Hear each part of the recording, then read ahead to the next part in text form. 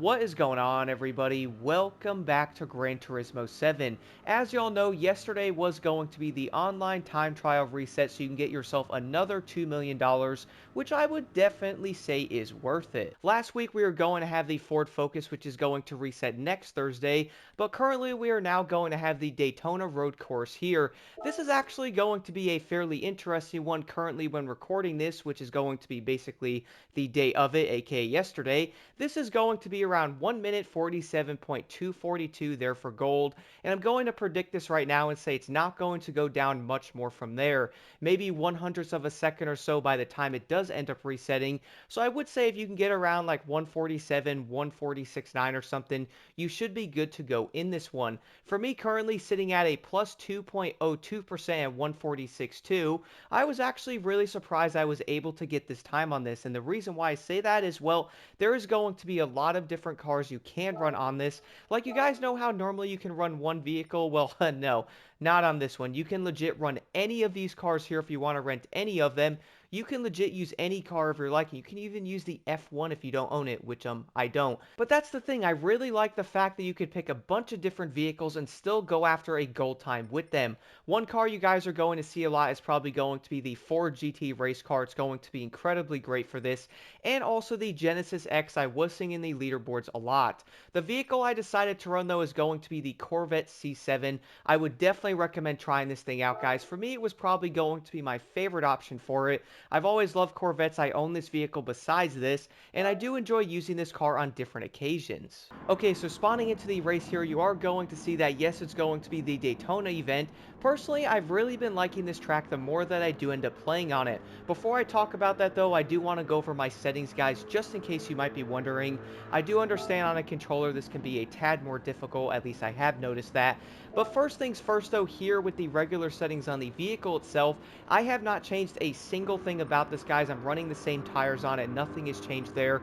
And it's pretty much going to be just like this as is stock. For the detailed settings, again, nothing is going to be changed here on anything on this, which I know you can't obviously change anything here. I don't think. But besides that, though, when it does come to the overall assist settings I am running, it's going to be a manual transmission. My TC is going to be on 0. Now, for this specifically, I would say if you guys are struggling with the Corvette or some of these cars spinning out a bit, try running TC on 1 or 2. That might end up helping that slightly, but I did end up running mine on 0. For ABS, I am running default. I do know people like running weak on that. Might make you a tad quicker. I always run default and does not really affect my time all that much. I'm still able to get in the gold.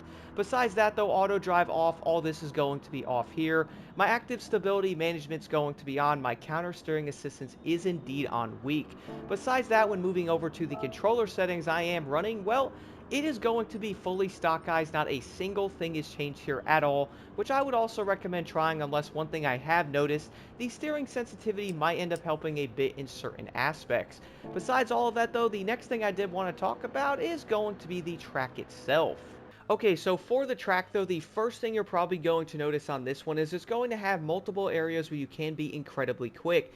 First off, when you guys are starting off, you basically start toward the end of the event itself, and you travel all the way around that first wall or that big corner heading into the starting line, which is when the actual timer is going to start. From there, the first corner you're going to encounter is going to come up insanely quick. You are most likely going to be doing around 170 when you approach this first corner. So one thing I would like to do in this corner, though, guys, now I know this might sound a bit insane, or I guess you could say probably not the best way to do it, is I do tend to brake a tad later. I also take the turn a tad wider on the right side of it, and I kind of go in toward the left side of that corner for one big specific reason.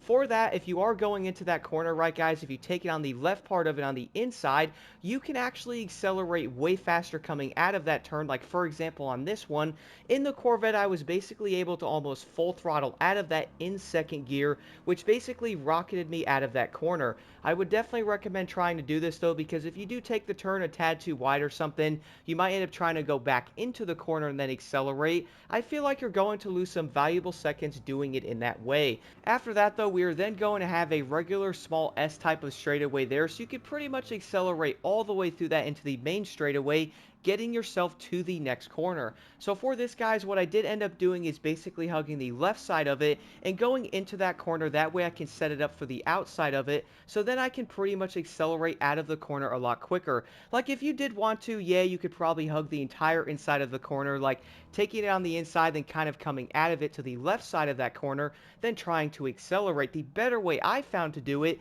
is basically go into the corner a tad earlier. That way when you guys are coming out of it, you can then come out a tad wider, but also accelerate way faster out of that corner. This was something I did mess up this corner a good amount, because I was like, okay, let me try this way. I even went really fast and braked really late and kind of went like around the outside of it. I was still able to accelerate decently out of it, but the thing is, I was always finding myself being a tad slower because I had to brake more. So I immediately went to myself, well, wait a second, what if I kind of trail braked into the corner a bit and kind of aimed it toward the middle of it? That way I can then accelerate, take the turn a tad wider out of it, and boom, you are going to be much quicker. Right after that turn though, we are then going to have a small straightaway. For this, guys, basically full throttle all the way through it. That corner you come up to, you can easily full throttle it, get in line for the next corner, which you are definitely going to have to brake a bit for.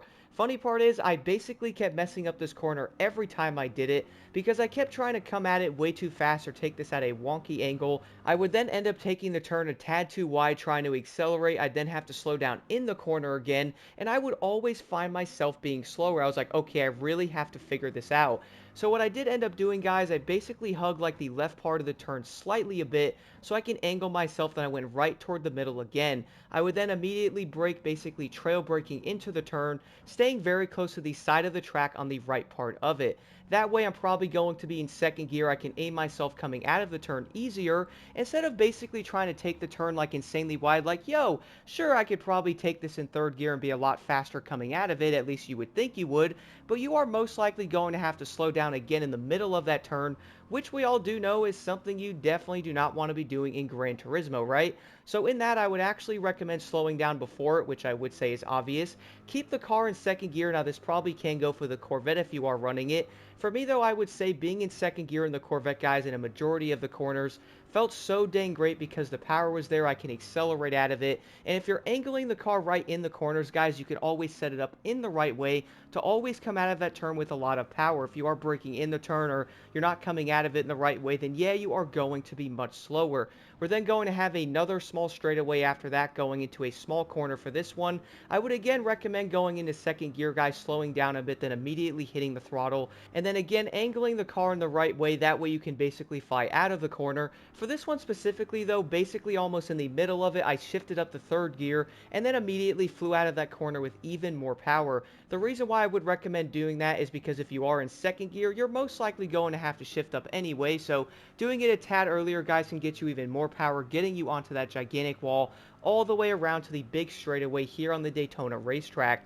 You're then going to have to head toward the one turn that I managed to mess up on my perfect run, which honestly I'm still thinking about. The reason for that is I did let off a bit too early on that big corner that's coming up, which is probably going to be a very important part of this entire track. On the big straightaway, guys, you're probably going to hit around 160 plus miles an hour. Coming up to that corner, you're then going to have to do like an S type of thing. So the way I found to do this for at least the Corvette anyway is third and fourth gear is probably your best friend on it. At least for this car, I would say something like the Genesis might be kind of similar. Before this though, basically hug the yellow part of the first turn all the way near the grass. Again on the second part, guys, hugging the grass, I went back into third on this one.